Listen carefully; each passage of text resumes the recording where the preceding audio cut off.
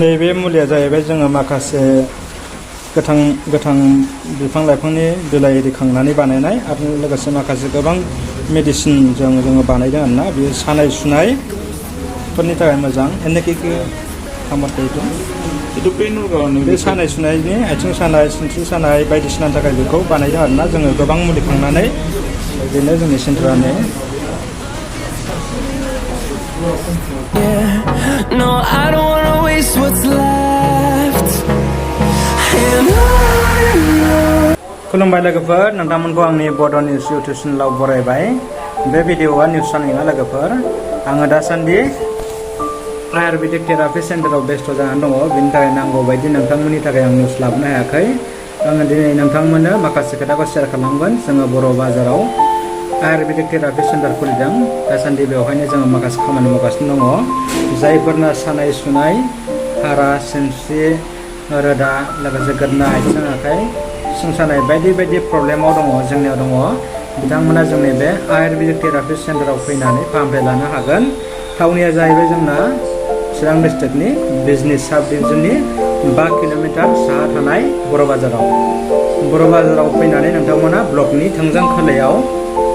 जोंनि बे सेन्टारा दङ नोंथांमोना लोगोसे डाइरेक्ट आंनाव खबर लाहरनो हागोन आं मबाइल नाम्बारखौ नोंथांमोननो खोन्थागोन लोगोसे स्क्रिनावबो होगोन आंनि मबाइल नाम्बारा 7086858977 बेवहाय नोंथांमोना फन हरनानै खबर लाहरनो हागोन माखासे जेंना जेंसिखौ खोन्थानो हागोन लोगोसे ट्रिटमेन्टनि बागै सोंनो हागोन जोंनि बे आयुर्वेदिक थेरापि सेन्टारखौ खुलिनाया दिनै 10 सान जाबाय बेवहाय गोबां मानसिफ्रा ट्रिटमेन्ट लाफैदों आरो रिजाल्टआबो पजिटिभ जादों मोजाङानो जादों दा जोङो बेवहाय माखासे बेरामफोरखौ ट्रिटमेन्ट होगासिनो दङ बेरामनि अनगायैबो जोंहा बेवहाय माखासे आराम मोननायनि थाखाय मासाज खालामनाय रिलेक्सनि थाखाय जोङो माखासे ट्रेनिंखौ होयो बेवहाय जोंहा सासे थेरापि दङ थेरापिया बेंगालरनिफ्राय कर्स लानानै फैनाय आरो आयुर्वेदिक हस्पिटालाव 10 बोसोर सम बिथाङा सोलोंनानै फैखानाय आरोना आयुर्वेदिक मासाज खालामनाय थेरापिनि एक्सपिरियेन्स लानानै फैखानाय नोंथांमोना फैनो हागोन लोगोसे थावनिया जाहैबाय जोंना ब्लक दङ साखाथियाव बर' बाजार टिडि ब्लक बेनि थोंजों खोलायाव बे आर्मि केम्पमोन जों बेनारबो होनानै दोनदों बर' बाजाराव लासै बिजनि फानबारि बलांगुरियावबो होगोन ओमफ्राय गोजाननि फैदों क'क्राझार ओरै नलबारि गवालपारा ओमफ्राय लोगोसे जोंनि चिरांनि बिजनि लोगोसे आमगुरि बायदि जायगानिफ्राय फैदों आरोना रिजाल्टआथ' बहुद मोजां ओमफ्राय दा जोंनि सेन्टारा जाहैबाय नै सिङाव नैहाय जोङो ट्रिटमेन्टखौ होयो बेलासिनो फैदों जोंना ट्रिटमेन्ट सेन्टारा नैयो बे सारा बेनो जोंना ट्रिटमेन्ट होग्राया आं निउसाव होनाय जाबाय आरोना बे भिडिअखौ जायफोरनाखि प्रब्लेम दङ सानाय सुनाय जेंना जेंसि नोंथांमोना जायाखैब्लाबो गामियाव सोरबा जुदि पेरालाइसिसफोर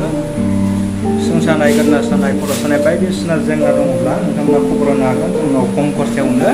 जोंनाव ट्रिटमेन्टखौ लानो हागोन आरो मोजां मोननो हागोन रिजाल्टआ बहुद मोजां आरो लोगोसे आंहाथ' हारिमु इउटुब चेनेलबो दङ दासान्दि आं बेवहाय भिडिअखौनो होनो हायाखै माखासे जाहोननि थाखाय नोंथांमोना जायखिजाया जुदि गामियाव दङब्ला खबर होबानो जाबाय ओमफ्राय जोंनिसिम फैहोनो हागोन आरो मोजां मबाइल नाम्बाराव सोंहरनो हागोन बेखिनियानो लोगोफोर आं भिडिअखौ बेखिनियावनो फोजोबबाय गोजोन्थों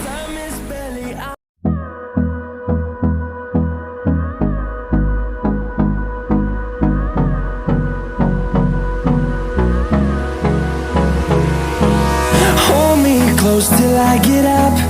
Time is barely on our side. I don't wanna waste what's left.